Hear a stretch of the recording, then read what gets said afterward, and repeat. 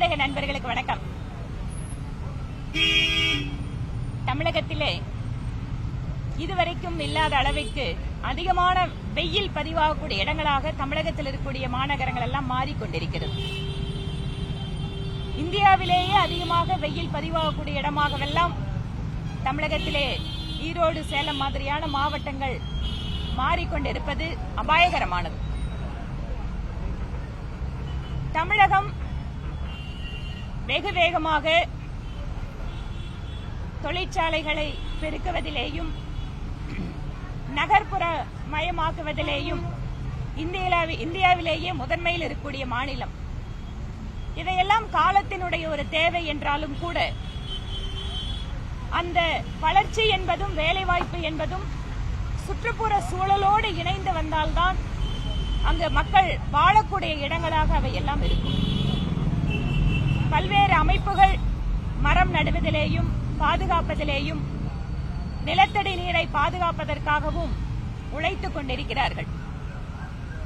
இவர்களை எல்லாம் சரியான விதத்திலே அரசாங்கம் பயன்படுத்திக் கொள்ள வேண்டும்.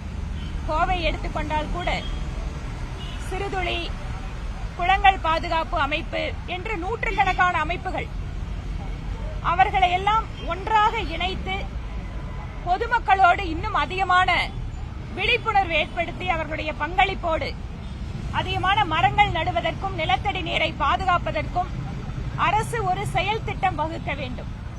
கோடை காலத்தில் இம்மாதிரியான பேச்சுக்கள் வருவதும் அதற்கு பின்பாக மறைந்து போவதுமாக ஒரு இருக்கின்ற அந்த நிலைமையை மாற்றி வருடம் முழுவதுமே, உதாரணமாக கோவை தெற்கு தொகுதியிலே விருட்சம் என்கின்ற திட்டத்தின் கீழாக இந்த தொகுதிக்குள் இருக்கின்ற அரசாங்க பள்ளிகளில் எல்லாம் வனம் என்கின்ற அமைப்போடு இணைந்து குறுங்காடுகளை உருவாக்குகின்ற பணிகளிலே நாங்கள் ஈடுபட்டுக் கொண்டிருக்கிறோம். இதேபோல எங்கெங்கெல்லாம் அரசு பள்ளிகளில், அரசு நிறுவனங்களில் தரிசாக இருக்கக்கூடிய இடங்கள், காலியாக இருக்கக்கூடிய இடங்களில் எல்லாம் அரசாங்கம் மரம் வளர்ப்பதற்கு அங்கங்கு இருக்கக்கூடிய சுயஉதவி குழுக்கள் அல்லது தன்னார்வ அமைப்புகள், என்ஜிஓக்கள் இவர்களை எல்லாம் பயன்படுத்திக் கொள்ளலாம். இது வரக்கூடிய காலத்தில் புவி வெப்பமயமாதல் என்கின்ற மிகப்பெரிய ஒரு குளோபல் இஷ்யூவுக்கும் தமிழகம் உதாரணமாக வருவதற்கு மாநிலத்தினுடைய முதலமைச்சர் சிறப்பு கவனம் கொடுக்க வேண்டும் என இந்த நேரத்தில் கேட்டுக்கொள்கிறோம். குடிநீர் தட்டுப்பாடு என்பது தமிழகத்தினுடைய பல்வேறு பகுதிகளில் நிலவிக் கொண்டிருக்கிறது. அதற்கென்று சிறப்பு நிதி ஒதுக்கீடு செய்தால் மட்டும் போதாது. ஏனென்றால் நிறைய நேரத்தில் லாரி மூலமா தண்ணி கொடுக்கிறோன்னு இந்த லாரி மூலமா தண்ணி கொடுக்கறதுல மிகப்பெரிய ஊழல் நடைபெற்றுக் கொண்டிருக்கிறது. எத்தனை லாரி வந்துச்சுன்னு தெரியாது, அந்த லாரியில முழுசா தண்ணி வந்ததான்னு தெரியாது. அதனால் குடிநீர் வழங்குவதில் கூட சரியான முறையை பின்பற்றி அந்த பணம் சரியான விதத்தில் செலவு செய்யப்படுகிறதா என்பதையும் அரசு கண்காணிக்க வேண்டும் எனவும் எங்களுடைய கோரிக்கை வைக்கிறோம். கோவை மாவட்டத்திற்குள்ளே பல்வேறு இடங்களில் குடிநீருக்காக மக்கள் போராட துவங்கி இருக்கிறார்கள்.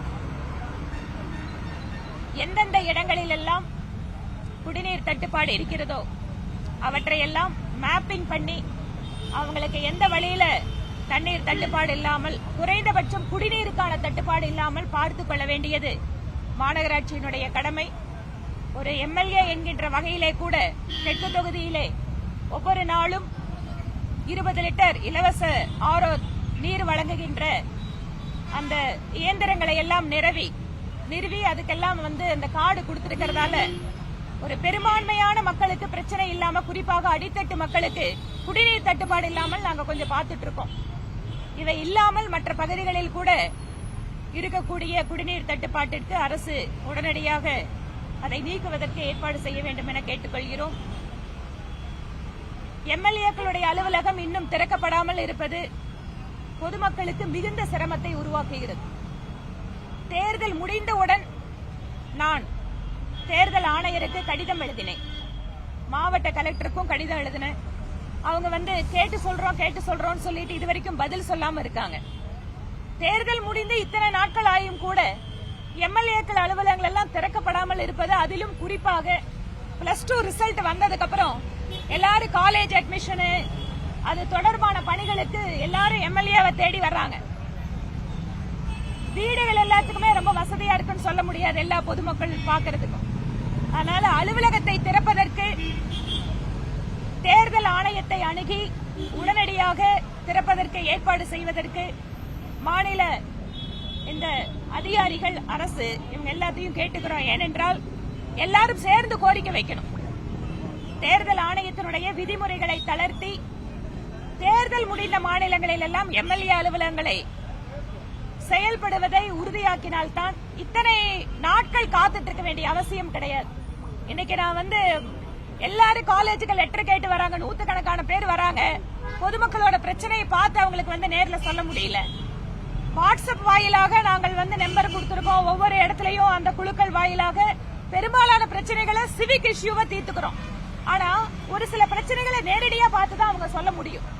அந்த மாதிரி வருகின்ற பொழுது எங்களுக்கும் பொதுமக்களை பார்க்க முடியல, அவங்களுக்கும் அந்த பிரச்சனைகளுக்கு தீர்வு காண முடியாமல் இருக்கிறது. அதனால் இந்த விஷயத்தில் உடனடியாக தேர்தல் ஆணையம் கவனம் செலுத்தி மத்திய தேர்தல் ஆணையரிடம் அனுமதி பெற்றுத் தர வேண்டும் என ஊடகங்கள் வாயிலாகவும் தேர்தல் ஆணையாளரை கேட்டுக்கொள்கிறோம். திராவிட முன்னேற்ற கழகத்தினுடைய அரசு தமிழகத்திலே சட்டம் ஒழுங்கு, குடிநீர் பிரச்சனை, வறட்சி இந்த மாதிரி விஷயங்களில் எல்லாம் கவனத்தை செலுத்துவதை விட்டுவிட்டு யாரெல்லாம் ட்விட்டர்ல போடுறாங்க, பேஸ்புக்ல போடுறாங்க, யார் மாநில அரசுக்கு எதிராக அல்லது குறிப்பாக திராவிட முன்னேற்ற கழகத்தினுடைய முதல் குடும்பத்திற்கு எதிராக இருக்கிறார்களோ அவங்க மேலெல்லாம் வழக்கு போடுறது, சிறையில் அடைக்கிறவங்க தீவிரமா இருக்காங்க. எது மக்கள் பிரச்சனையோ அதுக்கு முக்கியத்துவம் கொடுக்கல. அதை விட்டுவிட்டு எங்கள் அதிகாரத்தை எப்படி காட்டுகிறோம் பார் என்கின்ற ரீதியில இது முதல் முறை அல்ல. பாரதிய ஜனதா கட்சியினுடைய நிர்வாகிகள், ஒரு சாதாரணமான நிர்வாகி ஒரு சமூக ஊடகத்துல பதிவு பண்றதுக்காக கிட்டத்தட்ட 1.5 மாசம் கொண்டு போய் உள்ள வச்சிருக்காங்க. தொடர்ச்சியா நடக்குது. எழுத்தாளர் பத்ரி சேஷாத்ரி, அதுக்கப்புறம் யூடியூபர் மாரிதாஸ், எங்கள் கட்சியினுடைய நூற்றுக்கணக்கான நிர்வாகிகள், அரசு தொடர்ச்சியா அதை பண்ணிட்டு இருக்காங்க. தமிழக அரசு இப்போ அவரு திரு சவுக்கு சங்கர், அவர் எங்களை பண்ணாத ஒரு விமர்சனம் கிடையாது. அவ்வளவு ஒரு மோசமான விமர்சனங்கள் எங்களுக்கு தான் பண்ணிருக்காரு. ஏன் எனக்கே பண்ணிருக்காரு. நான் போன வருஷம் திமுகவுக்கு போக போறேன்னெல்லாம் போட்டாரு. ஆனா என்ன இதுல பாக்கணும்னா, தன்னுடைய அதிகாரத்தை எந்த அளவுக்கு ஒரு மாநில அரசு துஷ்பிரயோகம் செய்கிறது, இது வெட்ட வெளிச்சமாக தெரிகிறது. அப்ப இவங்களுக்கு எதிராக பேசினா இவங்க எந்த நிலைமைக்கும் செல்வார்கள். அது ஊடகமா இருந்தாலும் சரி, எதிரில் இருக்கக்கூடிய கட்சிகளாக இருந்தாலும் சரி, இந்த அரசு இவ்வளவு மோசமாக அதிகாரத்தை பயன்படுத்துகிறது என்பது ஜனநாயகத்திற்கு விரோதமானது. இவற்றையெல்லாம் மக்கள் பார்த்து கொண்டுதான் இருக்கிறார்கள். தண்ணி பிரச்சனை தீர்க்க முடியல. இன்னொரு பக்கம் போதை கலாச்சாரம், சின்ன சின்ன குழந்தைங்க எல்லாம் போதையில பாதிக்கப்பட்டு கொண்டிருக்கிறார்கள். ஒரு பக்கம் பெண்கள் தங்கள் கணவன்கள் டாஸ்மாக்கு போய் உயிரை விட்டுட்டு குடும்பத்தை ஒரு பாழ்படுத்திட்டு இருந்தாங்க. இப்ப கண்ணு முன்னால அடுத்த தலைமுறையை வீணாக்கி கொண்டிருக்கக்கூடிய சூழல்ல இன்னைக்கு போதை கலாச்சாரம் தமிழ்நாட்டில் இருக்கு. எதற்கெல்லாம் முக்கியத்துவம் கொடுக்கணுமோ இந்த அரசு அதுக்கு முக்கியத்துவம் கொடுக்கறது இல்ல. ஆனால் ஏதோ மிதப்பில் இருக்கிறார்கள். 3 வருட காலம் முடிந்து விட்டது. இந்த பாராளுமன்ற தேர்தலில் பல்வேறு இடங்கள்ல பார்த்தோம். அவங்களோட எம்எல்ஏக்கள், அமைச்சர்கள், எம்பிக்கள் போனா எப்படி மக்கள் எதிர்த்தாங்கன்னு. அதற்கு பிறகாவது இந்த அரசு மக்கள் பிரச்சனைகளில் கவனம் செலுத்த வேண்டும் என நாங்கள் எதிர்பார்க்கிறோம்.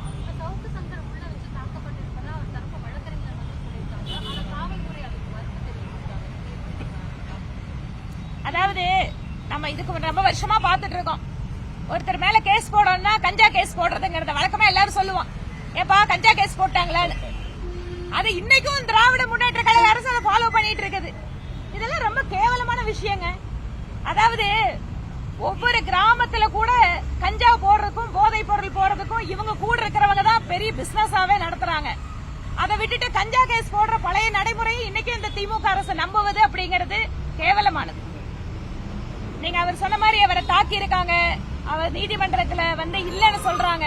உண்மை என்னன்னு தெரியாது, என்ன நடந்திருக்கு அப்படின்னு தெரியாது. ஆனால் சந்தேகம் என்பது இந்த மாநில அரசு மேல கைது செய்யப்பட்ட போதே வருகிறது. நீங்க அவதூறுன்னு ஒரு சட்டம் இருக்கு, அவதூறு பண்ணா வழக்கு போடணும்னு ஒரு சட்டம் இருக்கு.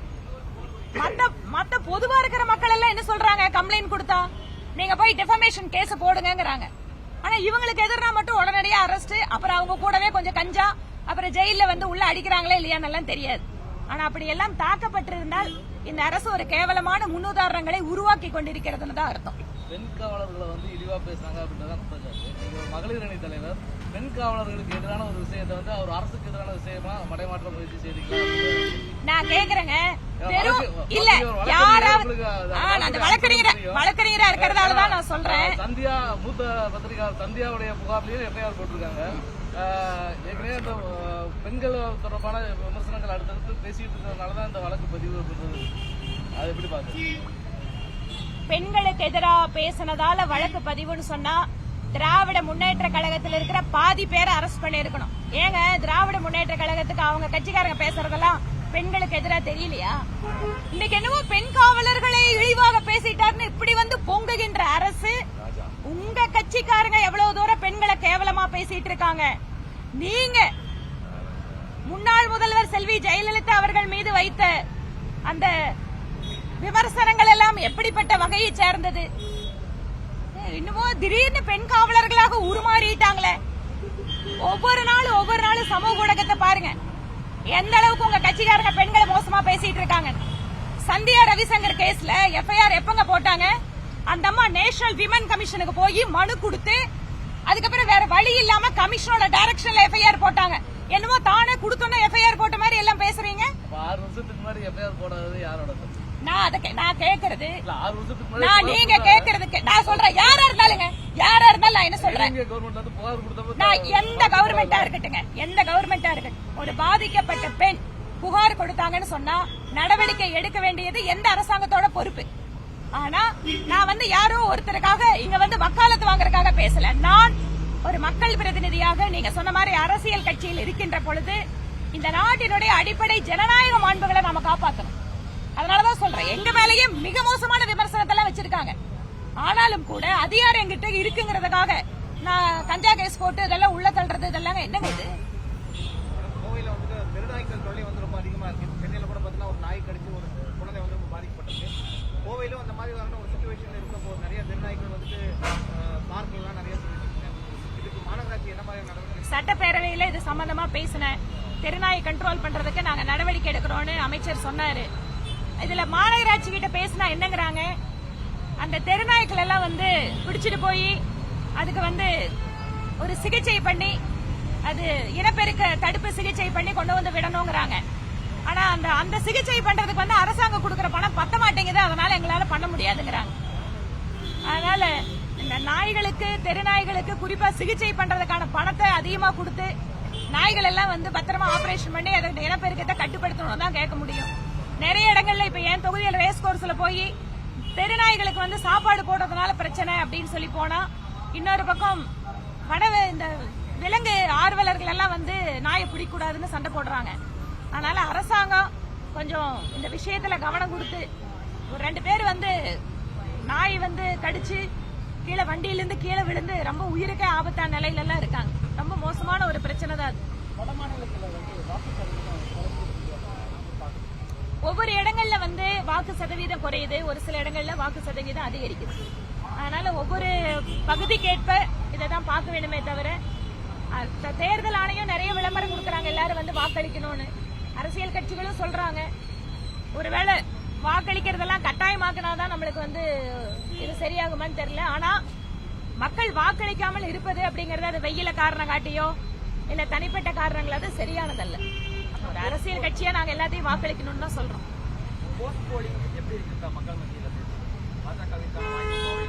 பிரமாதமா இருக்கு. நாங்க தேர்தலுக்கு முன்னால ஒரு வார்த்தை பின்னால ஒரு வார்த்தையே சொல்லல. அன்னையிலிருந்து ஒரே வார்த்தை சொல்றோம், நாங்க ஜெயிக்க போறோம். கோயம்புத்தூர்ல பிஜேபி ஜெயிக்குது, தமிழ்நாட்டுல இரட்டை இலக்கத்துல எங்களோட என்டிஏ கூட்டணி ஜெயிக்குது. ஆனா கோவை தெற்கு சட்டமன்ற தொகுதியில 1.03% வாக்கு குறைந்திருக்கு. அதுக்கு என்ன காரணம்? தொகுதி நீங்க 24 மணி நேரம் இருக்கப்ப எல்லா தொகுதிக்குள்ள இருக்கீங்க, மக்களை சந்திக்கிறீங்க, தொடர்ச்சியாக இயங்கிக்கிட்டே இருக்கக்கூடிய சூழல்ல வாக்கு சதவீதம் குறைஞ்சிருச்சு அப்படின்னா அதுக்கு என்ன காரணம்னு புரிஞ்சுக்கலாம். கோயம்புத்தூர் அப்படிங்கறது மட்டும் இல்லைங்க, அர்பன் ஏரியாவில முழுக்கவே இந்த 50-60% வாக்குப்பதிவுங்கிறது தேர்தல் ஆணையம் கவனிக்குது. ஏன்னா நான் என் தொகுதியிலேயே நிறைய இடங்கள்ல போகும்போது ஒரு அர்பன் பகுதிகள் எப்படி இருக்குன்னா வேலைக்காக குடியிருக்காங்க. ஒரு சில இடங்கள்ல வாடகை வீட்டுல குடியிருக்கிறதையும் அவங்க வாக்கு ஒரு வாக்காளரா பதிவு பண்ணிடுறாங்க. அதுக்கப்புறம் சொந்த ஊர்லயும் ஒரு வாக்காளர் அட்டை வச்சிருக்காங்க. அர்பன் ஏரியாவில் இந்த பிரச்சனை ரொம்ப ஜாஸ்தி இருக்குங்க. இங்க வந்து வாக்காளரை பதிவு பண்ணிட்டு ஊர்ல ஒரு அட்டை வச்சுட்டு ஓட்டு போடுறது நிறைய நடக்குது, நானே பாக்குறேன். அதனால வாக்காளர் பட்டியல வந்து குறிப்பா அர்பன் ஏரியாவில மட்டும் இத வந்து அவங்க 2 அட்டை வச்சிருக்காங்களா? ஏன்னா இது வேலைக்காக பாவம் நிறைய பேர் இங்க வராங்க, அதை நம்ம தப்பு சொல்ல முடியாது. அதனால அர்பன் ஏரியாவில் இங்க மட்டும் இல்லைங்க, நிறைய இடத்துல இந்த பிரச்சனை இருக்கு. தொடர்ந்து பாஜக ஆதரவு அமைப்புகள்லாம் போராட்டம் நடத்திட்டு இருக்காங்க. கலெக்டர் அதுக்கு ஒரு விளக்கம் கொடுத்திருக்காரு. நாங்க வந்து பீரியாடிக்கலா வந்து டிராஃப்ட் ஒரு தடவை வந்து வரைவரைக்கும் கொடுத்துட்டு இருக்கோம். கட்சி முகவர்கள் வந்து அதை முறையா அவங்க பாக்குறதுதான் ஒரு குறையா இருந்துச்சுமே தவிர நாங்க வந்து ப்ராப்பரா இன்டிமேஷன்லாம் கொடுத்துட்டு தான் இருந்தோம் அவங்களுக்கு. அதை அவங்க அப்பவே பார்த்து சொல்லியிருந்தாங்கன்னா ரெக்டிஃபை பண்ணிருக்கலாம் அப்படிங்கிற மாதிரி அவரும் ஒரு அறிக்கை கொடுத்தாரு. 2 தடவை ஒரு அறிக்கை. அதாவது நிறைய இடங்கள்ல வாக்காளரோட பேர் விடுபட்டு போனதுக்கு அவங்க சொல்ற காரணம், நாங்க வந்து ஏற்கனவே 2 தடவை கொடுத்தோம், 3 தடவை கொடுத்தோம், நோட்டீஸ் கொடுத்தோங்கிறாங்க. என்னன்னா எங்கெங்கெல்லாம் பிரச்சனை பாத்தீங்கன்னா, வீட்டுல கணவருக்கு இருக்கு, மனைவிக்கு இல்ல, பையனுக்கு இருக்கு, மருமகளுக்கு இல்ல, இந்த மாதிரி தான் நிறைய இடங்கள்ல நாங்க பிரச்சனை பார்த்தா. எங்க மாவட்ட தலைவர் கூட தான் இருக்காரு. கிட்டத்தட்ட 3 மாத காலமா வாக்காளர் பட்டியலை சரி பார்க்கறதுக்கு அப்படின்னு சொல்லிட்டு கட்சிக்காரங்க அதுல தீவிரமா ஈடுபட்டாங்க. இதுல என்னன்னா, ஒரு வாக்காளர் ஒரு பூத்துல வந்து பாத்தீங்கன்னா, ஒரு பூத்துல கணவரோட பேர் இருக்கு, இன்னொரு பூத்துல மனைவியோட பேர் இருக்கு. இந்த மாதிரி நிறைய இடங்கள்ல பாருங்க, மாவட்ட தலைவர் வீட்லயே கணவருக்கு ஒரு பூத்துல ஓட்டு, மனைவிக்கு ஒரு இடத்துல போட்டு, இந்த மாதிரி நிறைய குளறுபடிகள். இதுக்கெல்லாம் வந்து வாக்கு சாவடி முகவர்களால தீர்வு காண முடியாது. அதனால ஒவ்வொரு குடும்பத்திலயுமே அந்த குடும்ப உறுப்பினர்களோட எண்ணிக்கை ஒரே பூத்துல இருக்கிறத தேர்தல் ஆணையம் தான் உறுதி பண்ணணும். தேர்தல் ஆணையம் நாங்க கொடுத்துட்டோம், இதெல்லாம் உங்களோட பொறுப்பு அப்படின்னு பொறுப்பை தட்டி கழிக்க கூடாது. எங்களுக்கு ஒரு ஸ்டேக் ஹோல்டரா பொறுப்பு இருந்தாலும் கூட தேர்தல் ஆணையம் வாக்காளர்களை வந்து சரியா இணைக்கிறதுலதான் அவங்களோட வெற்றி இருக்கு. அதனால இந்த பொறுப்பிலிருந்து அவர்கள் கை கழுவ முடியாது. வரக்கூடிய காலத்துல இன்னும் கூட நீங்க அரசியல் கட்சிகளை அதிகமா ஈடுபடுத்துங்க, அவ்வளவுதான் சொல்ல முடியும். ஒரே பூத்துல 89 ஓட்டு காணாம போச்சு. அதை பற்றி விசாரிக்க சொல்லி கலெக்டர் வந்துட்டு ஆர்டர் போட்டு கூட அந்த ஏஆர் வந்துட்டு இன்னும் விசாரிச்சு அறிக்கை கூட போட முடியாம இது எப்படி மேலோட்டமா அவங்க கடந்து போறதா தெரியுதா? எப்படி பண்றீங்க? இல்ல, அறிக்கை கொடுத்தாங்க. அதுல வந்து ஒரு சிலருக்கு நோட்டீஸ் கொடுத்து அப்பவே கலெக்டர் வந்து 2 பூத்துக்கு வந்து கொடுத்திருந்தாங்க ரிப்ளை. என்னோட தொகுதியில கூட தெப்பக்குளம் ஏரியாவில் இல்ல, அதுதான் அதுக்கு நானே போயிருந்தேன். அங்கப்பா ஸ்கூல் பிரச்சனை தானே, அதுக்கும் கலெக்டர் கொடுத்திருக்காங்க. அதுலதான் இந்த பிரச்சனை எல்லாம் இருக்கு. ஒரே குடும்பத்துல வேற வேற ஓட்டுகளை வந்து வேற வேற ஏரியாவில் மாத்திரதெல்லாம். அடுத்த தேர்தலுக்குள்ளையாவது தேர்தல் ஆணையம் வந்து இதெல்லாம் சரி பண்ணணும்.